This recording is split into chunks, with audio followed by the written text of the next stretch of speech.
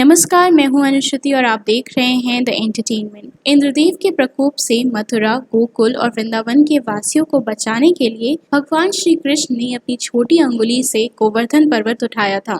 5000 वर्ष पूर्व ये पर्वत कभी 30 मीटर ऊंचा होता था, लेकिन आज ये आधा ही रह गया है। जानकारों के मुताबिक इस पर्वत की ऊंचाई घटने का मुख्य कारण एक ऋषि द्वारा दिया गया श्राप है। गर्ग संहिता के मुताबिक एक बार पुलस्त्य ऋषि भ्रमण के दौरान द्रोणाच पहुंचे। वहां उन्हें यह गोवर्धन पर्वत दिखा। इस पर्वत की रमणीयता देख उन्होंने इसे अपने साथ ले जाने की इच्छा व्यक्त की। इस संबंध में उन्होंने गोवर्धन के पिता द्रोणाचल से बात की। तब गोवर्धन ने यह शर्त रखी कि जहां भी ऋषिवर उन्हें रखेंगे वे वहीं स्थापित हो जाएंगे। पुलस्त्य ऋषि बहुत प्रसन्नता से गोवर्धन पर्वत को लेकर काशी की ओर जा रहे थे। तभी ब्रज पहुंचते ही उन्हें लघु शंका हुई। इसके चलते उन्होंने ब्रज में रास्ते के किनारे गोवर्धन को रख दिया। उन्होंने लौटकर गोवर्धन पर्वत को उठाने का बहुत प्रयास किया, किंतु वे असफल रहे। ऐसे में उन्हें क्रोध आ गया और गोवर्धन को श्राप देते हुए कहा कि हर रोज धीरे धीरे तुम्हारा शरण होगा और एक दिन तुम पूरी तरह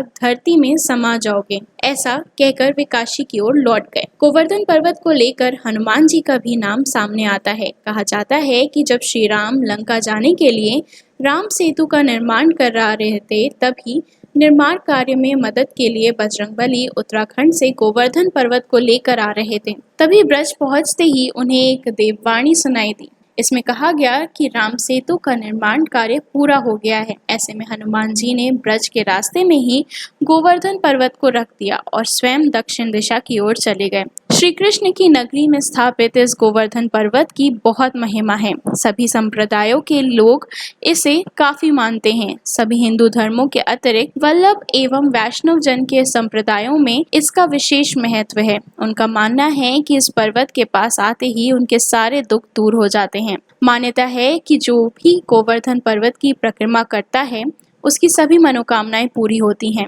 उसके जीवन में कभी दुख या कठिनाइयां नहीं आती। यह पर्वत 2 भागों में है। इसका एक हिस्सा राजस्थान व दूसरा हिस्सा उत्तर प्रदेश में है। इसलिए इस पर्वत की पूरी परिक्रमा के 21 किलोमीटर का सफर तय करना पड़ता है। एक प्राचीन कथा के अनुसार श्री कृष्ण ने अवतार लेने से पहले राधा जी से भी साथ चलने को कहा था। तब राधा जी ने कहा कि उनका मन पृथ्वी पर वृंदावन, यमुना और गोवर्धन पर्वत के बिना नहीं लगेगा। तभी श्री कृष्ण ने अपने हृदय की ओर दृष्टि डाली। उससे तेज निकल कर भूमि पर गिरा, जो पर्वत के रूप में बदल गया। महाभारत काल से ही गोवर्धन पर्वत की पूजा का विधान है। भगवान श्री कृष्ण ने गोवर्धन पर्वत को भगवान तुल्य बताया है। उन्होंने कहा कि सभी ब्रजवासियों की रक्षा गोवर्धन पर्वत ने की है और इसके चलते ही देवराज का घमंड चूर हुआ है। इसलिए पर्वतराज की पूजा की जानी चाहिए।